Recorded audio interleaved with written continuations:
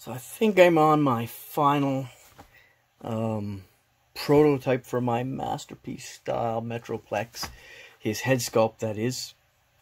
This was my second prototype here.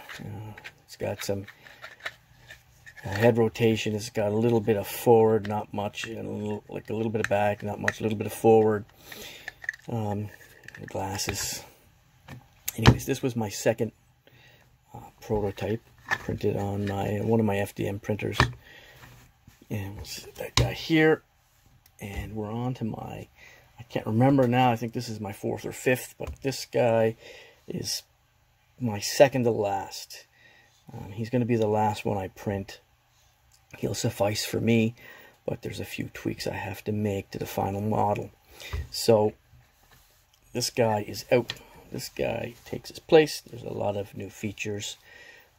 The rotation, the neck rotation has been upgraded quite a bit. So he still has the features where, you know, his visor goes up. This guy has eyes that are printed separately. Everything on this guy except the base here is resin printed as well. And the turrets here, they're not resin printed, but everything else is resin printed. So his eyes are printed separately, painted and glued in place. Look at his visor that comes down.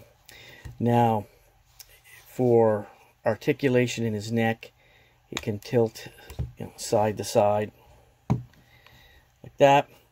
He can look up a little bit, right, like that. He's a big guy. Who's he looking up at, really? Where it counts is his downward look. So his neck extends out of his head, so you can see all that detail, and you get that much range for him looking down, quite a bit. If you don't like the neck on an angle like that, you can just tilt the neck forward like that on the ball joint, and then you could just look down like that. But if you tilt it all the way back, you'll get much more of a range looking down. Just like that. The turrets here, like, you know, they come forward. They also, let's put them forward here, it's very stiff. They extend. That. And his front of his helmet here, so that when these are forward, you see, I don't want to be able to see any of his face when his head is in his body. So if I pull forward a little bit on this and then push down, the front of his helmet comes down over his face, and, you know, his face will be in his body up to about here, or basically up to about there. So it'll look like that. So let's get this back up. Let's pull this forward and pop it up. Come on up, there you go. See his eyes, detail in his face. I'm trying to design this guy to be a cross somewhere between Generations and G1. Now, my final revision of this guy, there are a few tweaks. This front piece here, right now I can slide it right off. I'm trying to work in a ratcheting system that it goes up and down. And another feature is the face right now is screwed on in the middle here inside. The final iteration of this guy will just be 2 pegs where the face gets pegged in place, because I'm going to give him options to have a face swap for different expressions.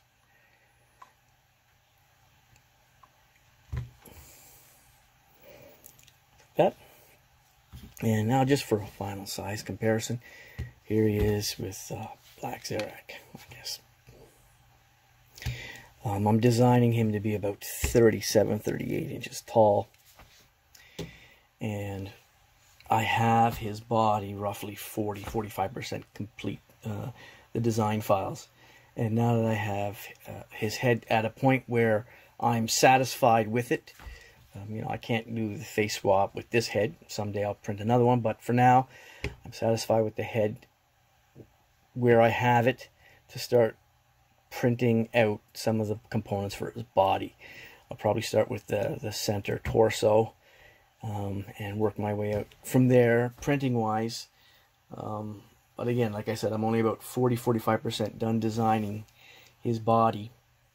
I still got work on his legs and his arms to do. But this is where I'm at so far. I'm pretty happy with it. I think he is turning out pretty good. You know, I could use some paint work in here in these little windows and stuff.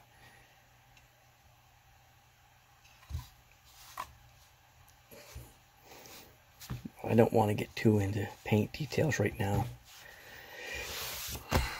Anyways, that's it for my masterpiece style Metroplex that I've been working on for now.